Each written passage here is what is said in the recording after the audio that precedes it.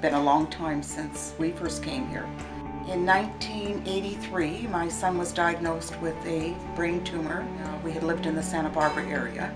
He was a patient at UCLA for endocrine problems, and they were looking for a tumor, and it took 2 years to show up. My son had biopsy, surgery, and it was the first time we stayed at the family house. It was only 2 years old, and to come here and in San Francisco for the expense and to spend 6 weeks and to have a house to come to, laundry, parking, just everything was just fabulous. And I know if I was ever stuck or in a pinch, the family house would be there for me. I'm very grateful for that. It's just wonderful. It's just like family. We stayed most of the time on the 3rd floor, the top floor.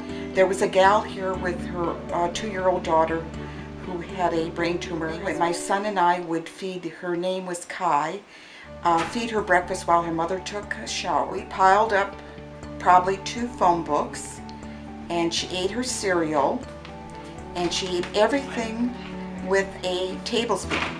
It didn't matter if it was noodles or cereal, or she just was the cutest thing. And my son always said for years and years, if he had a child, he wanted to name her Kai.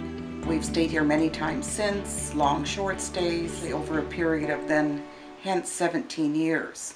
My son had a reoccurrence of his tumor every 5 years, 3 different times.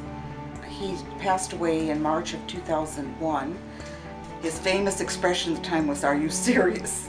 And my husband died a 1.5 years later, unexpectedly. I would not stay in the Santa Barbara area, and decided to come here.